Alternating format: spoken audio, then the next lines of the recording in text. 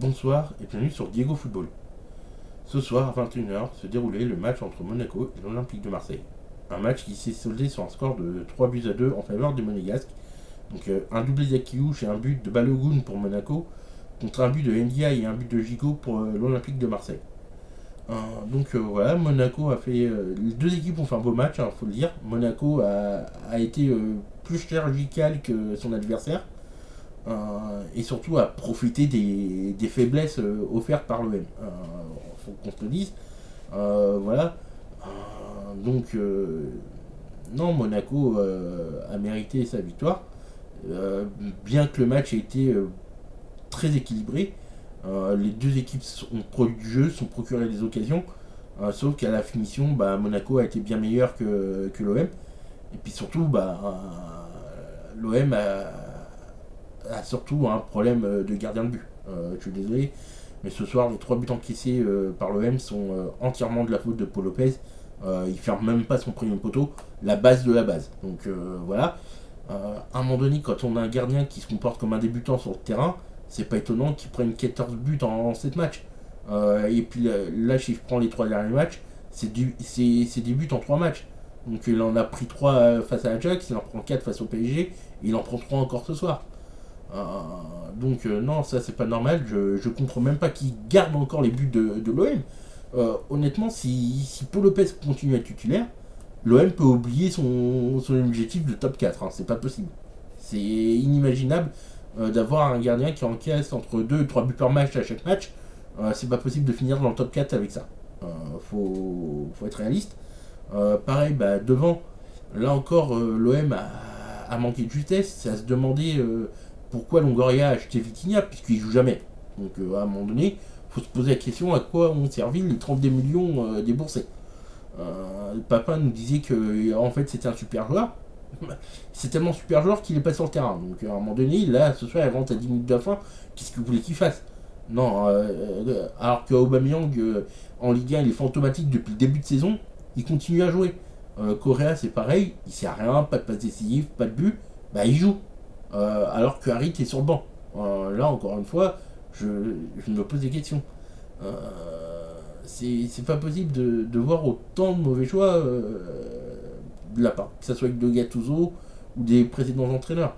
Euh, donc à un moment donné, il faut que aussi Longoria tape du poing sur la table et voilà, qui montre, qui disent à Gattuso, écoute, tes choix sont pas bons. Voilà, là c'est une défaite. Donc l'OM, ça fait, je crois, 5 matchs de suite qui gagnent pas un match. Ça commence à faire beaucoup. Voilà, quand on veut finir dans le top 4, à un moment donné, faut savoir imposer sa patte. Là, Gattuso s'est planté sur au minimum 3 joueurs, c'est-à-dire Lopez, Aubameyang et Correa qui n'ont rien montré. J'espère qu'ils ne seront pas titulaires jeudi en Coupe d'Europe, puisque sinon ça risque d'être un peu le boulon. Euh, voilà, Klose, offensivement il apporte. Là-dessus, il n'y a pas trop grand chose à redire. Par contre, défensivement, il a la ramasse. Voilà, pour moi, ce joueur, il a rien à faire à Marseille. Je suis désolé, c'est bien pour jouer à Lens où c'est PPR tranquille, mais pour jouer à l'OM, c'est trop faible. Là, aujourd'hui, Akiouche, il a mis la misère. Toutes les offensives sont passées presque côté gauche, là où il y avait Klose. Donc, pour Monaco, pas étonnant. Donc, à un moment donné, voilà, il a pris le boulon défensivement. À un moment donné, il faut trouver un joueur bien meilleur que ça. C'est pas possible d'avoir des pistons ou des latéraux qui savent attaquer mais qui savent pas défendre. L'année dernière, on avait déjà Tavares qui faisait ça, qui attaquait tout le temps et puis qui défendait presque jamais. Et ça faisait des boulevards dans le dos. Là, pareil, encore ce soir avec Klose, c'est des boulevards dans le dos de Klose parce que ouais, il va à l'avant, il va centrer. Sa première tâche, c'est quand même de défendre, c'est pas d'attaquer. Donc si c'est pas à défendre, dans ce cas-là, qu'on arrête de le titulariser. À un moment donné, faut pas déconner quoi. Murillo, il a fait, je trouve, un bon premier match. Voilà, euh, Donc à voir s'il aura de nouveau sa chance, mais voilà.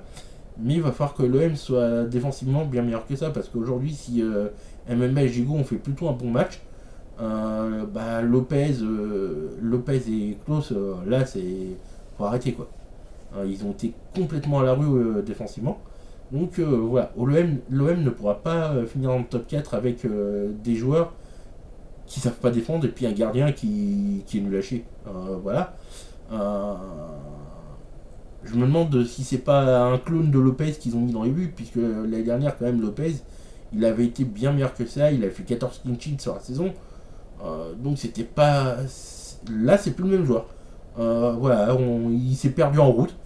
Donc voilà, moi, si j'ai un conseil à donner à Pablo Goria, c'est que l'OM a encore le droit de recruter un joueur libre, il me semble. Qu'ils avaient recruté David De Rea qui est libre, et ça sera bien mieux que Paul Lopez. Euh, on aura un joueur expérimenté et surtout un gardien de classe mondiale.